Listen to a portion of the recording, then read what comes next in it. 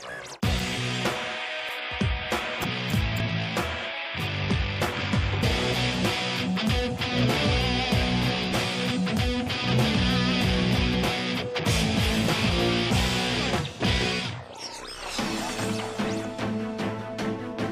aula pública de hoje discute a formação da elite brasileira.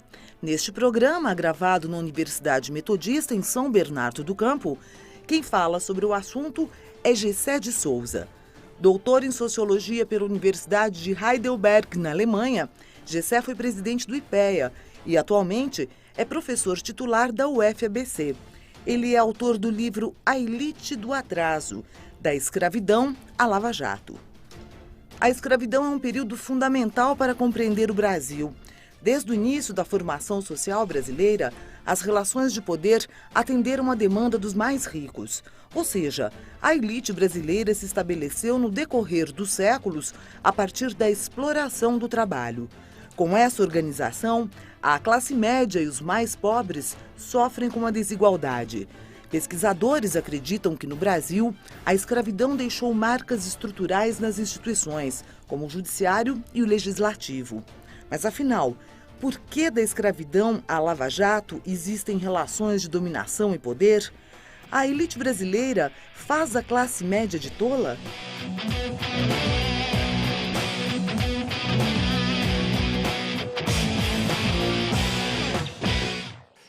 A minha tese que eu desenvolvo no livro, quer dizer, o livro é muito mais do que isso, o livro pretende reconstruir a história do Brasil, não a partir da herança de Portugal, mas a partir da escravidão, né? Como a escravidão vai montando relações, né? Que se mantêm até hoje, porque elas não foram criticadas, mas eu não vou tocar nisso, eu vou tocar a partir de 1920, né? Quando a gente tem o quê? A gente tem as duas classes polares da escravidão, ou seja, os senhores e os escravos, né? Chegam enquanto tais até praticamente o alvorecer do século XX. No século XX, ele vai se defrontar essas duas classes, ou seja, os ex-escravos, que continuam hoje prestando o mesmo serviço de escravo que prestavam antes, não é isso? Vendendo a sua energia muscular, não é isso? São as faxineiras, empregadas domésticas, etc., etc. Não vendem o conhecimento, e uma elite que sempre teve o saque e a rapina das riquezas de curto prazo, ou seja, sem planejar o futuro, que é típico de toda a sociedade escravocrata. Essa elite, ela vai se defrontar, a elite paulista, né? Simplesmente porque é a elite mais importante, é que vai dominar econômica e politicamente o país. Essa elite vai se defrontar no alvorecer do século XX com as duas classes que o capitalismo industrial constrói, que são os trabalhadores de um lado e a classe média de outro, né?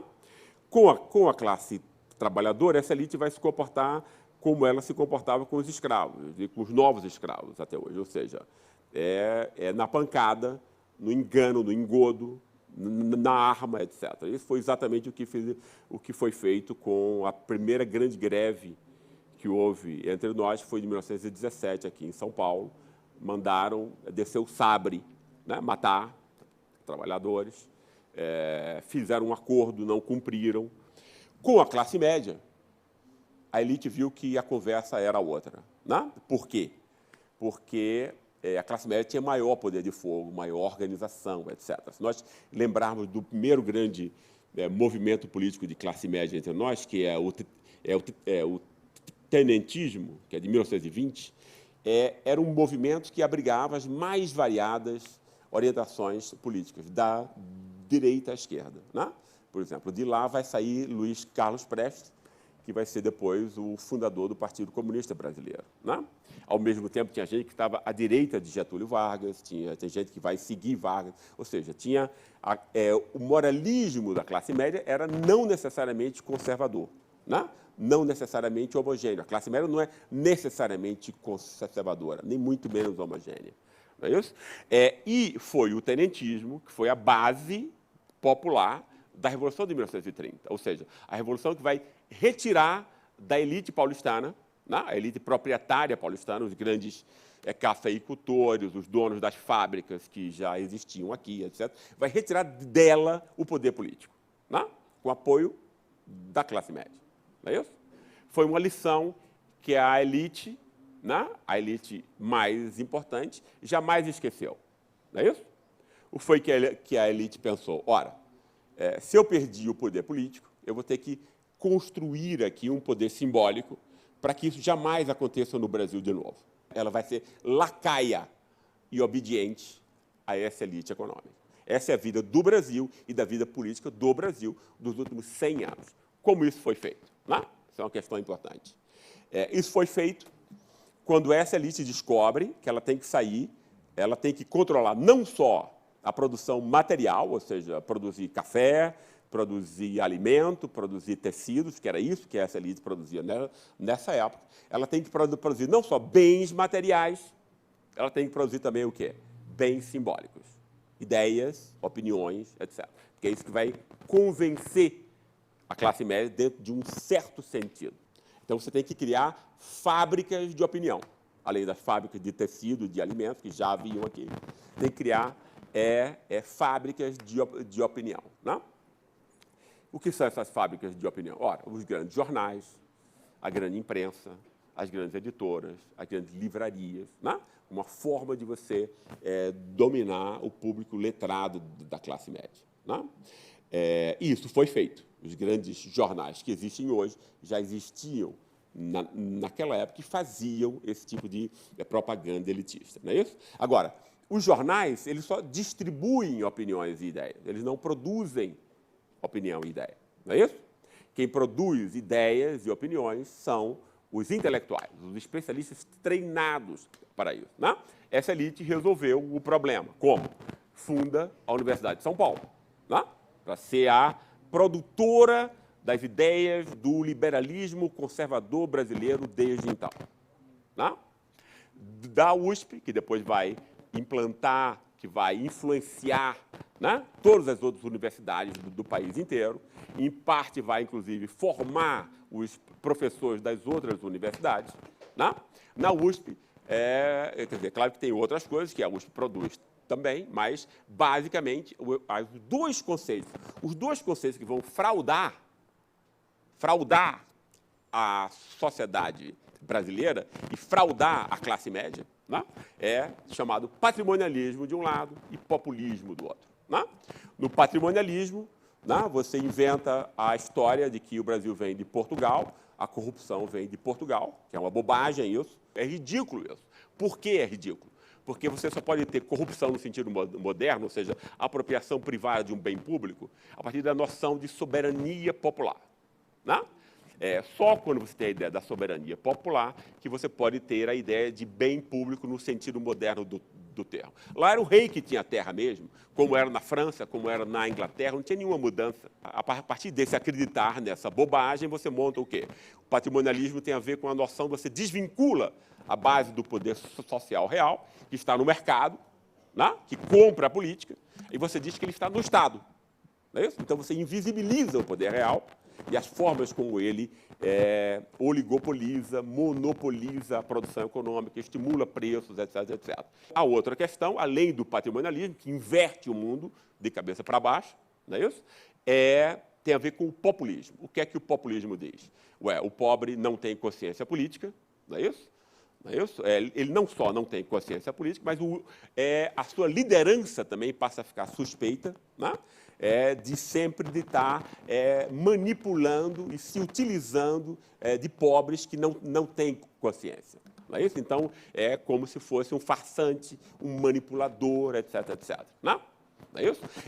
Essa ideia serve não apenas para deslocar a base social do poder real, que é o mercado, e você diz que está só no Estado, não é isso? Então, você pode estigmatizar o Estado sempre que ele seja ocupado por forças que são contrárias à elite econômica, que domina o mercado. Não é?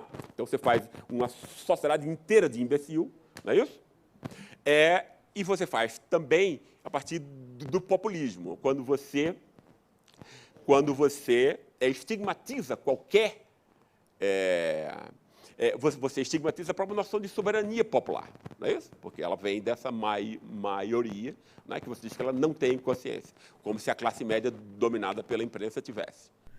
Agora o professor Gessé de Souza responde à pergunta da correspondente de Ópera Mundi. Em vários países do mundo, a gente vê um reinvestimento na sociedade por parte das elites econômicas. O Tate Modern e a Saatchi Gallery são alguns dos exemplos, dentre os vários que a gente pode citar aqui em Londres. E não é só a parte cultural ou artística que se beneficia com isso, a gente também tem iniciativas relacionadas à política e a outros temas. A minha pergunta é, por que a gente não vê o mesmo no Brasil? O que acontece com as elites econômicas brasileiras que raramente elas têm essa iniciativa de reinvestimento na sociedade? A classe média adora achar que as diretas já foram ação dela, não é isso? Não, saímos da rua e tal, para, né? Mentira, né? As diretas já foram um produto, né, da quebra do acordo. Os militares entraram para garantir direitos dessa elite e as diretas já a partir de 77, quando o Geisel anuncia o segundo PND, como um projeto de uma matriz econômica autônoma, que o PT tentou fazer mais tarde com o petróleo e o gás, né? O que é que essa elite diz? Não, a gente não está interessado em nada disso, né? A gente quer botar essas coisas no bolso, agora, não é daqui a 30 anos, né? Entende? Quer dizer, eu não quero desenvolvimento racional. A gente vai derrubar esse governo militar. Não é isso? O Estado de São Paulo lança 18, ou seja, a imprensa comprada dessa elite, não é isso? Lançou 18 reportagens chamando República Socialista Soviética do Brasil, chamando Geisel disso, o governo de Geisel de República Socialista Soviética, né? E aí começa essa imprensa, que é o braço, né? O braço da palavra, o braço do convencimento, o braço da cooptação pelo convencimento, porque é uma ideia só que aparece nessa imprensa, jamais duas ideias, numa imprensa do aprendizado, né? Onde você tem opiniões conflitantes, na qual o cidadão pode construir a sua própria opinião autônoma, como é em qualquer sociedade decente. A gente tem uma imprensa da Coreia do Norte, né? É uma opinião só. Por exemplo, vocês veem um programa da Globo, são 5 pessoas, um passa a bola para o outro dizendo a mesma coisa, né? Isso não é imprensa, né? Essa imprensa obedece a uma ditadura, a ditadura dos bancos, né? Que é o único interesse que é defendido nessa imprensa. Como isso já vem secularmente nesse pacto que dura 100 anos, né, de domínio simbólico dessa elite via imprensa, via intelectuais, né?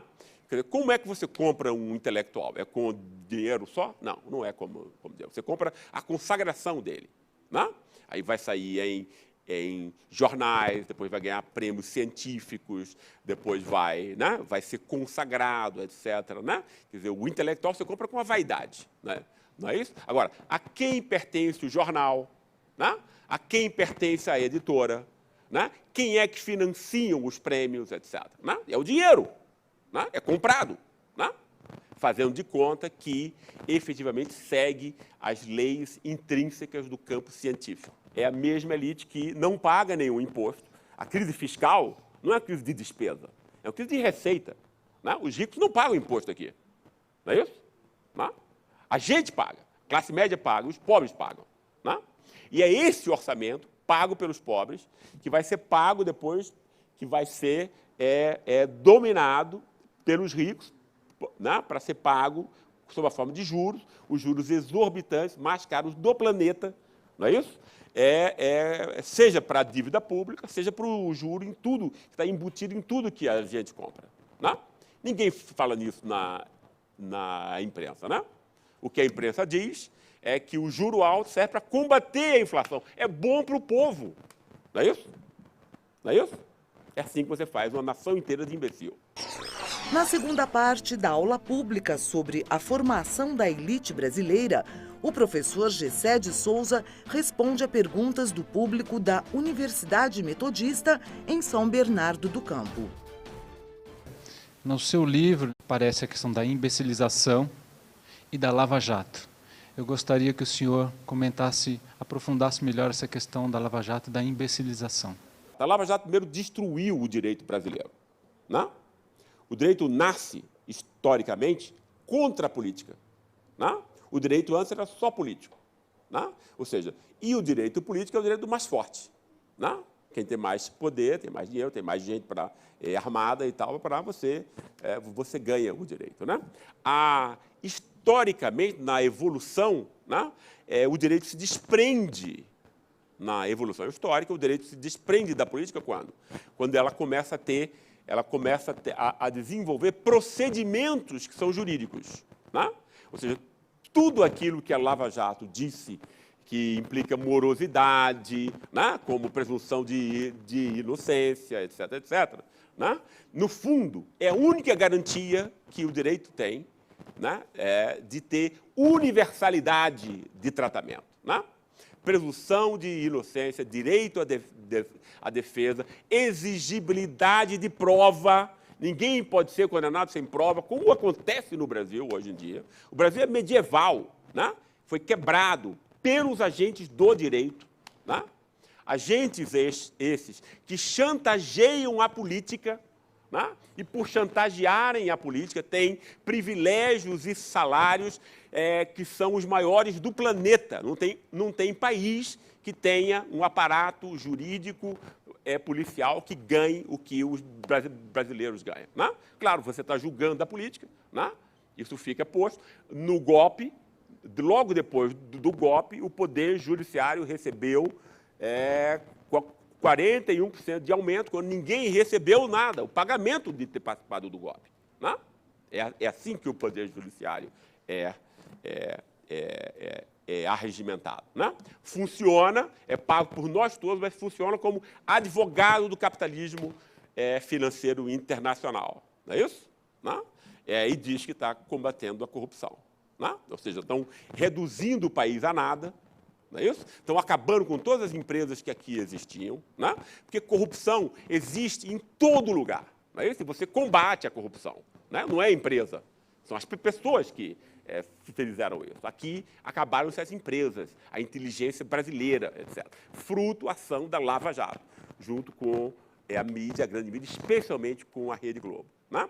Quando você diz que você pode pôr o seu inimigo político na cadeia até que ele confesse aquilo que você quer ouvir, não é isso? O direito já foi para o brejo, né?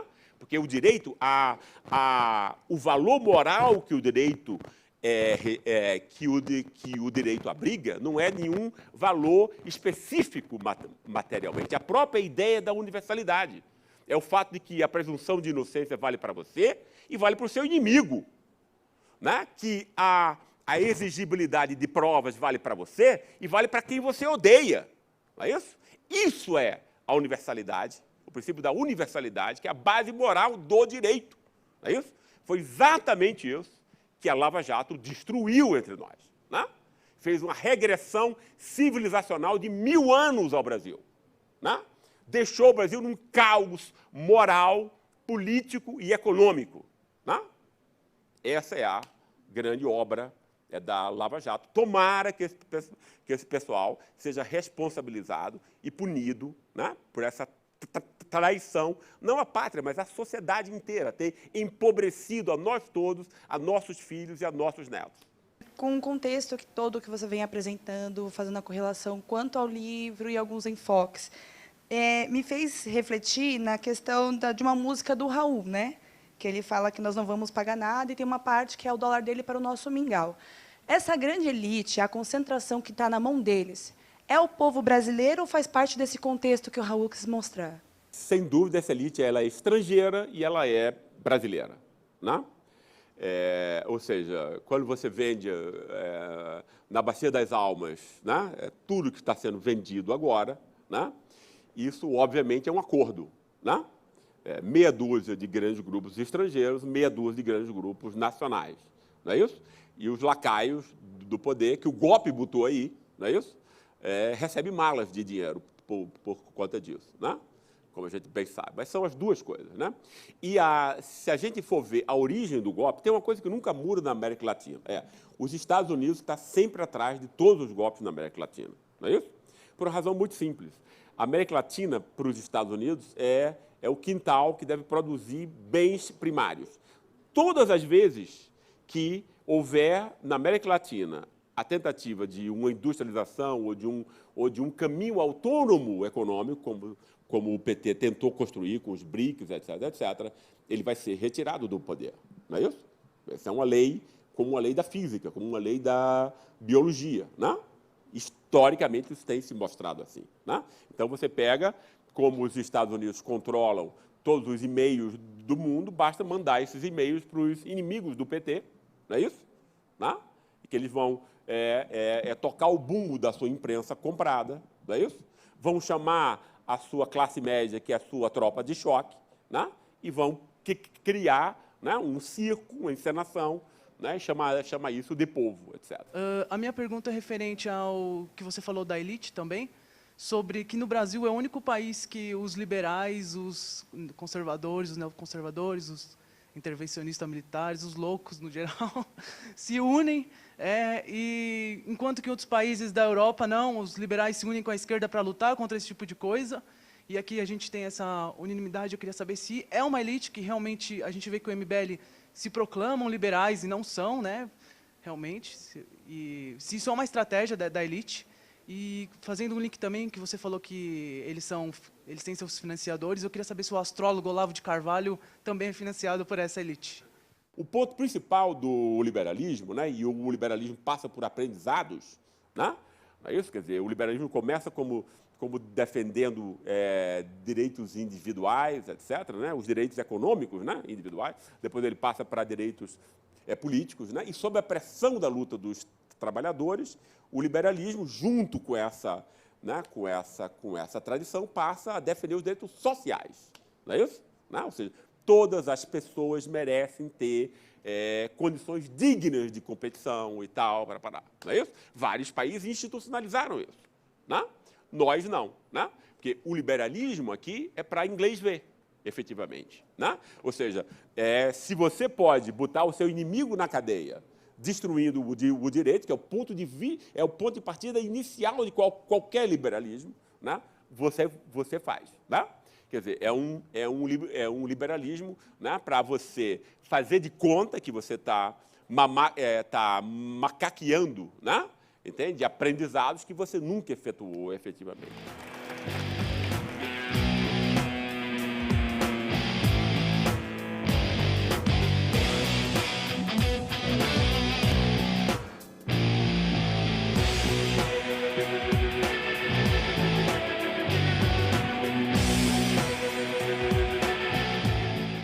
O que me chama a atenção da palestra do professor Gessé é a fala dele, a questão da elite, né? Ele demonstra muito claro que a elite sempre domina, principalmente a classe baixa.